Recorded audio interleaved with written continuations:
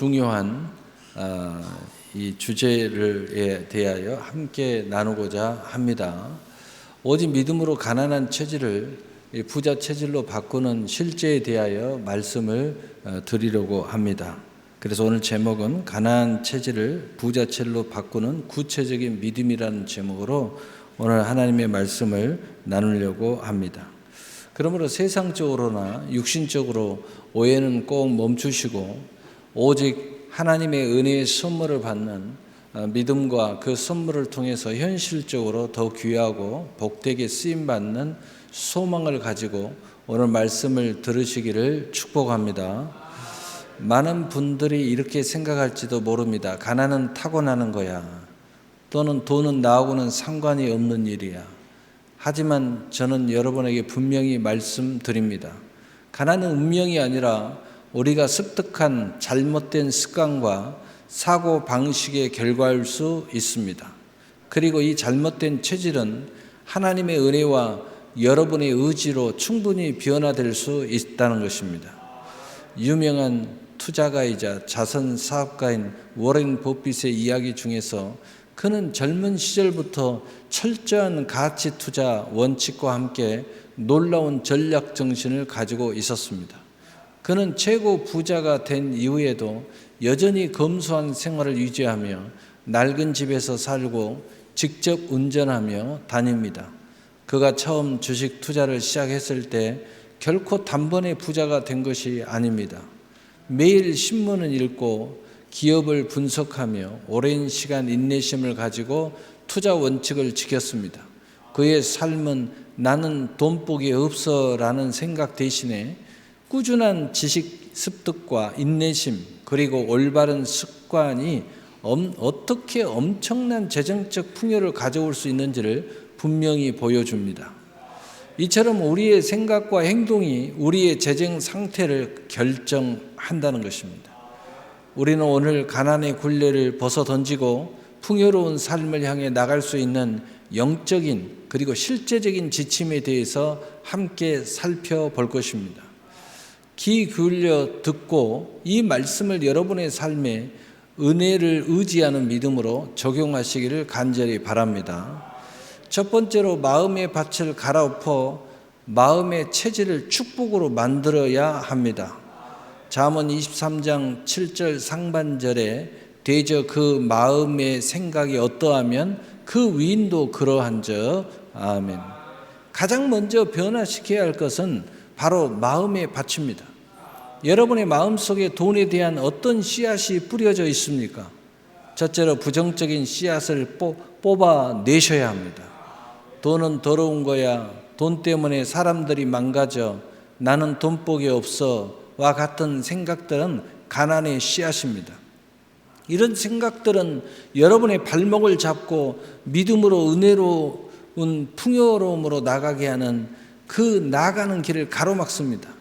지금 이 시간 이 부정적인 씨앗들을 주님의 이름으로 뽑아내시기를 바랍니다. 아멘. 잠언 23장 7절 상반절에 대저 그 마음의 생각이 어떠하면 그 위인도 그러한즉 이라고 우리의 생각하는 대로 될 것을 말씀하고 있는 것입니다. 이 부정적인 생각은 부정적인 결과를 낳습니다. 두 번째로 돈의 도구를 재정의하십시오. 돈은 악한 것이 아닙니다. 돈은 주님께서 우리에게 주신 귀한 도구이자 수단이라는 것입니다. 이 도구로 우리의 가족을 돌보고 이웃을 돕고 하나님의 뜻을 이룰 수 있습니다. 돈을 통해서 선한 영향력을 펼칠 수 있음을 믿으시기를 바랍니다. 마이크로소프트사의 창업자 빌 게이츠는 세계적인 부자이지만 그의 삶의 후반기는 대부분 자선 사업에 집중되어 있습니다. 그의 아내와 함께 빌 메린다 게이츠 재단을 설립하여 전 세계 빈곤과 질병 퇴치를 위해서 수십조 원을 기부했습니다. 그는 부는 큰 책임을 동반한다고 말하며 자신의 부를 인류의 더 나은 삶을 위해서 사용하는데 헌신하고 있습니다. 그의 삶은 돈이 개인적인 만족을 넘어 세상을 변화시키는 선한 도구가 될 수 있음을 분명하게 보여주고 있습니다. 디모데전서 6장 17절 19절에 내가 이 세대에서 부한 자들을 명하여 마음을 높이지 말고 정함이 없는 재물에 소망을 두지 말고 오직 우리에게 모든 것을 후히 주사 누리게 하시는 하나님께 두며 또 선을 행하고 선한 사업을 많이 하고 나누어 주기를 좋아하며 너그러운 자가 되라. 이것이 장래 자기를 위하여 좋은 터를 쌓아 참된 생명을 취하는 것이니라. 아멘.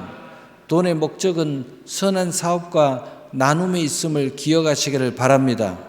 세 번째로 올바른 믿음의 부자를 배움의 대상으로 삼으십시오.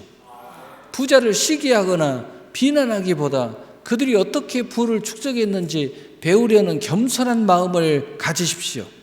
그들의 긍정적인 습관과 지혜를 본받으려 노력하십시오. 진정한 배움은 교만을 버릴 때 시작됩니다. 그래서 잠언 13장 20절에 지혜로운 자와 동행하면 지혜를 얻고 미련한 자와 사귀면 해를 받느니라. 아멘. 성공한 사람의 지혜를 배우려 노력하시기를 바랍니다. 아멘. 두 번째로 지출의 샘물을 다스릴 줄 아는 체질이 되어야 합니다. 누가복음 14장 28절에 너희 중에 누가 망대를 세우고자 할진대 자기의 가진 것이 준공하기에 넉넉한지 먼저 앉아 그 비용을 계산하지 아니하겠느냐. 아멘.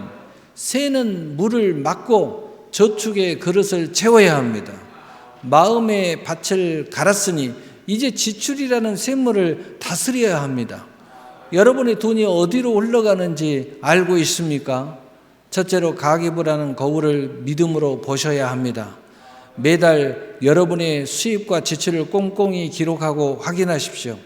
어디로 돈이 흘러가고 새고 있는지 정확히 아는 것이 변화의 첫걸음입니다. 마치 자신의 모습을 거울에 비춰보듯이 가계부를 통해서 재정 상태를 믿음으로 정직하게 신앙의 양심을 통해서 바라보십시오. 누가복음 14장 28절에 너희 중에 누가 망대를 세우고자 할진대 자기의 가진 것이 준공하기에 넉넉한지 먼저 앉아 그 비용을 계산하지 아니하겠느냐 라고 재차 오늘 말씀은 우리에게 다시 한번 깊이 생각할 것을 말씀하고 있습니다. 우리는 대부분의 사람들은 엉뚱한 데다가 생각을 집중하고 또 엉뚱한 데다가 나의 삶의 에너지를 씁니다. 또 돈을 줄이라고 하면은 하나님의 관계 속에서 돈을 줄이고 그리고 나에게 돈은 절대로 줄이려고 하지 않습니다. 그래서 제가 서론에 신앙의 양심을 가지고 하나님의 믿음으로 가계부를 쳐다보라는 거예요. 돈이 어디로 흘러가고 있는지. 어떤 일을 시작하기 전에 계획하고 계산하는 믿음으로 분명히 계획 속에서 은혜의 지혜가 필요합니다. 두 번째로 충동적인 욕망을 절제하십시오. 불필요한 소비, 순간적인 만족을 위한 지출은 여러분의 저축 그릇을 텅 비게 만듭니다. 탐심을 버리고 믿음으로 신앙 양심을 지키는 지혜로운 소비를 하십시오. 주님께서 주신 귀한 재물을 허무하게 낭비하지 마십시오. 세계적인 베스트셀러 작가 강연가인 롭 무어는 과거에 재정적인 큰 어려움을 겪었지만 철저한 지출 통제와 예산 관리를 통해 부자로 거듭난 인물입니다.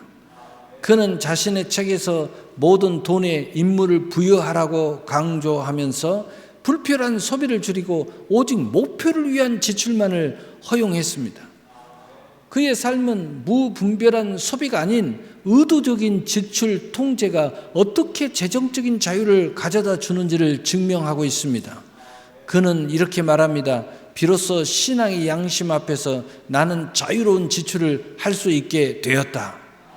신앙의 양심 앞에서 그 지출을 잘 통제하다 보니까 하나님 앞에서도 자유를 얻었고 그리고 나의 신앙의 양심을 가지고 세상에서 지출하면서도 마음껏 자유롭게 물질을 쓸 수 있었다는 것입니다. 그래서 잠언 21장 20절에 지혜 있는 자의 집에는 귀한 보배와 기름이 있으나 미련한 자에게는 이것을 다 삼켜버리느니라. 아멘. 지혜로운 자는 재물을 아끼고 모으지만 미련한 자는 낭비한다는 것입니다. 선저축 후 지출의 법칙을 지키십시오. 수입이 들어오면 가장 먼저 일정 부분을 미리 떼어 저축하거나 투자하십시오. 남은 돈으로 생활하는 것이 아니라 먼저 주님의 축복을 모으고 나머지를 사용하는 습관을 들이셔야 합니다. 이것이 바로 풍요의 씨앗을 심는 행위입니다. 그래서 잠언 6장 6절 8절은 재차 게으른 자여 계미에게서 가서 그 하는 것을 보고 지혜를 얻어라. 계미는 두령도 없고 감독도 없고 통치자도 없으되 먹을 것을 여름 동안에 예비하여 추수 때에 모으느니라. 아멘. 게으르지 않고 미리 준비하는 계미의 지혜를 본받으십시오. 세 번째로 수입의 씨앗을 믿음으로 심고 가꾸어야 내일의 꿈이 실상으로 나아가 성취를 체험할 수 있습니다. 그래서 다시 한번 우리 잠언 6장 6절에서 8절을 읽어보면 게으른 자여 계미에게 가서 그 하는 것을 보고 지혜를 얻으라. 계미는 두령도 없고 감독자도 없고 통치자도 없으되 먹을 것을 여름 동안에 예비하여 추수 때에 모으느니라. 아멘. 지출을 다스렸다면 이제 수입의 씨앗을 심고 가꿀 때입니다. 한 가지 수입원에만 의존하지 마십시오. 첫째로 먼저는 본업의 성실의 열매를 맺으십시오. 여러분이 직장에서 최선을 다하고 전문성을 높이고 성과를 창출하십시오. 성실함은 주님께서 기뻐하시는 덕목이고 더 큰 축복으로 이어질 것입니다. 골로새 3장 23절에 무슨 일을 하든지 마음을 다하여 주께 하듯 하고 사람에게 하듯 하지 말라. 아멘. 우리의 모든 일은 주님께 드리는 것이라는 마음으로 성실하게 임하십시오. 두 번째로 또 다른 밭을 개간하십시오. 반드시 수입원을 다양하게 만들어 가야 합니다. 여러분의 재능과 시간을 활용하여 새로운 수입원을 모색하셔야 합니다. 부업이든 새로운 기술 습득이든 여러분 안에 잠재된 능력을 발휘하여 또 다른 파이프라인을 만드십시오. 주님은 우리에게 다양한 재능을 주셨습니다. 세계적인 유튜버이자 사업가인 라이언 칸은 6살 때부터 장난감 리뷰 영상으로 엄청난 수익을 창출하기 시작했습니다. 그의 부모님은 라이언의 재능을 보고 영상 제작을 도왔고 이는 수많은 구독자와 함께 막대한 광고 수익으로 이어졌습니다. 이처럼 우리에게 주신 작은 재능이라도 그것을 개발하고 활용할 때 생각지 못한 곳에서 큰 재정적 열매를 맺을 수 있습니다. 그래서 마태복음 25장 14절 30절에는 달란트 비유가 나오는데 그 말씀을 요약해서 우리가 말씀을 나누면 주님은 우리에게 각자의 능력을 따라 달란트를 주셨다는 것입니다. 내 주인이여 당신이 내게 5달란트를 주셨는데 보소서 내가 또 5달란트를 남겼나이다. 아멘. 주어진 재능을 활용하여 더 많은 것을 남기는 자에게 하나님은 칭찬이 있었습니다. 세 번째로 배움의 씨앗을 뿌리심으로 믿음으로 미래를 끊임없이 창조해 가야 한다는 것입니다. 금융 지식은 더 이상 선택이 아닌 필수입니다. 돈을 관리하고 또 불리는 방법을 배우는 데 시간을 투자하셔야 합니다. 서적을 읽고 강의를 들으며 스스로를 개발하는 데 게을리하지 마십시오. 지혜는 당신의 재산을 늘려줄 것입니다. 잠언 4장 7절에 지혜가 제일이니 지혜를 얻으라. 내가 얻은 모든 것을 가지고 명철을 얻을지어다. 우리가 얻은 것을 통해서 더 큰 명철을 얻어가야 되고 더 큰 기업을 확장해야 가는 것입니다. 우리의 모든 것들을 거기에 집중해야지 너무 나를 위로하고 너무 즐기는데 집중을 하고 어떤 사람을 보면은 인생의 전체가 오직 한순간의 찰나를 위해서 내 인생의 에너지를 다 쏟아붓는 것처럼 보이는 사람이 있습니다. 그런 사람은 미래가 없는 것입니다. 그리고 내일에는 궁핍이 달려올 것입니다. 그래서 믿음으로 은혜의 지혜를 얻는 것이 무엇보다도 중요합니다. 네 번째로 마지막 최고의 권면은 인내의 믿음을 가지고 시간의 열매를 기다릴 줄 알아야 때를 이룰 수 있다는 사실입니다. 마지막으로 이 모든 과정에서 가장 중요한 것은 바로 인내의 믿음입니다. 조급함을 버리십시오. 부자 체질은 하룻밤 사이에 만들어지지 않습니다. 작은 씨앗이 거목이 되듯이 시간과 꾸준함이 필요합니다. 빨리 부자가 되어야 한다는 조급함의 마음은 오히려 위험한 길로 우리를 인도할 수 있습니다. 잠언 21장 5절에 부지런한 자의 경영은 풍부함에 이를 것이나 조급한 자는 궁핍함에 이를 따름이니라. 아멘. 조급함은 우리를 가난으로 이끌 수 있다고 말씀하고 있습니다. 복리의 기적을 신뢰하십시오. 씨앗이 자라서 열매를 맺고 그 열매에서 다시 씨앗이 나와서 더 많은 열매를 맺듯이 여러분의 저축과 투자는 복리의 힘을 통해서 시간이 지날수록 놀랍도록 불어나게 할 것입니다. 이 기적을 믿고 꾸준히 나가십시오. 앞서 언급한 워렌 버핏은 복리의 마법을 가장 잘 활용한 인물입니다.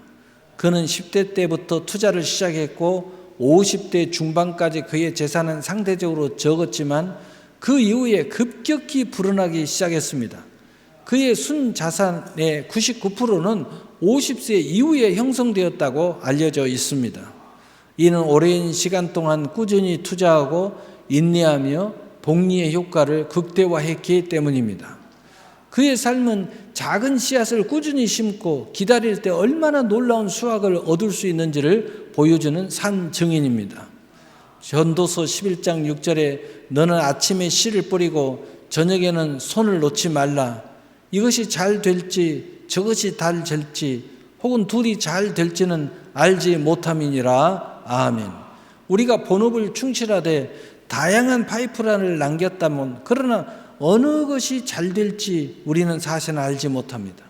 본업이 제일로 중요하다고 생각하지만 인생을 살다 보면 그렇지 않습니다.